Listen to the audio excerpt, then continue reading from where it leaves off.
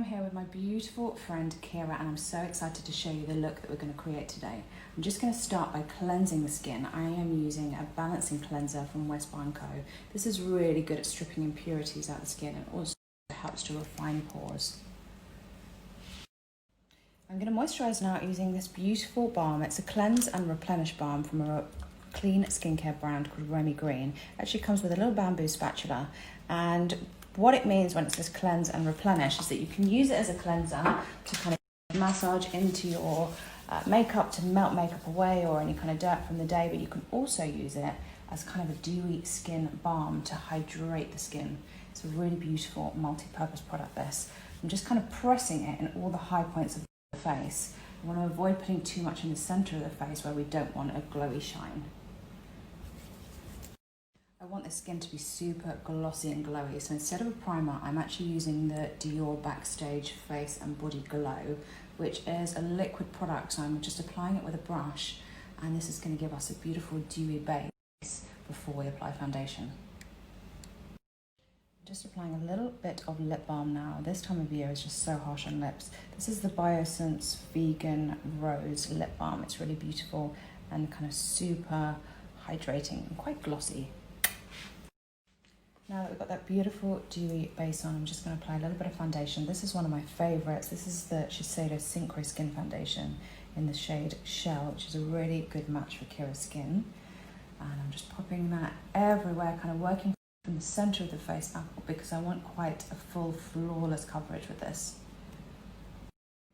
Just going to pop a little bit of concealer on now. This is the Hourglass Vanish Concealer. Really great full coverage creamy concealer, this, so I love it for making sure under the eyes looks super flawless.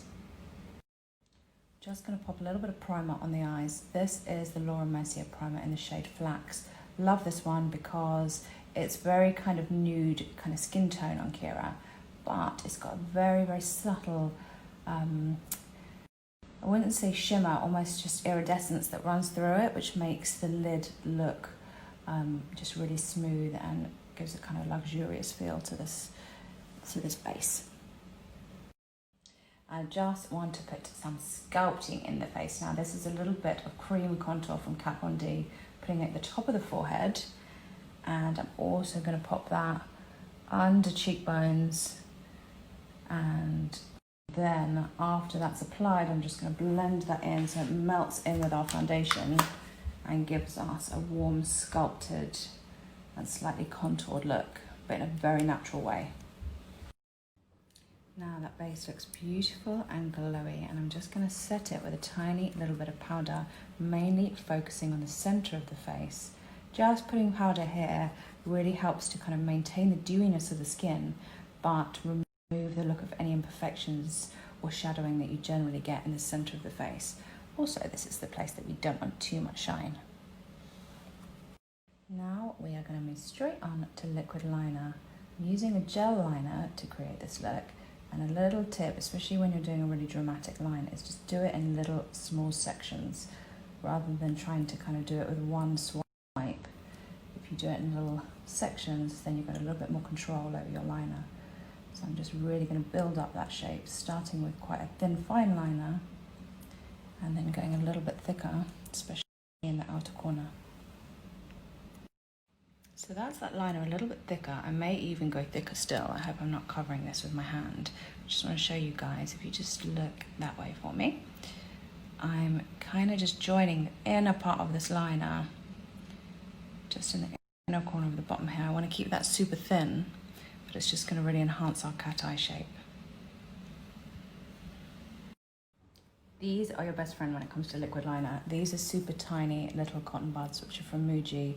My Kitco make even tinier ones. But I've just popped a little bit of eye makeup remover, and I'm using that to clean up that little inner liner and make it even thinner.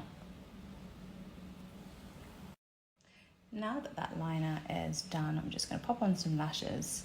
And the beauty of doing a look where you don't have any eyeshadow on, but you've just got a liner like this, is if you have your lashes, if you put your lashes on or your mascara and then you feel like you want your liner to be even fuller, then you can add to it really easily, and you can also take away and clean up the edges if you need to. I'm just using my No Lash Lash from Swede Lashes now.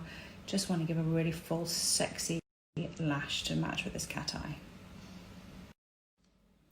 Now I'm just popping a little bit of mascara on these lashes now. Putting mascara on afterwards just helps to blend the false ones to Kira's natural lashes so that they look really natural and they stay on perfectly. This is the Icon Mascara. Now it's time for us to take this look up a notch. I'm gonna bejewel this eye with some black crystals. Just these little ones here. These are really fab. I found these on Amazon. There's all different sizes, which just makes them super easy to use. Just popping on a little bit of lash glue now. This is Duo Adhesive. And a few little dots at a time, and then I'm going to stick a crystal to each dot. Bear with me. So these come with a little pencil which is designed to pick up the crystals for easy application.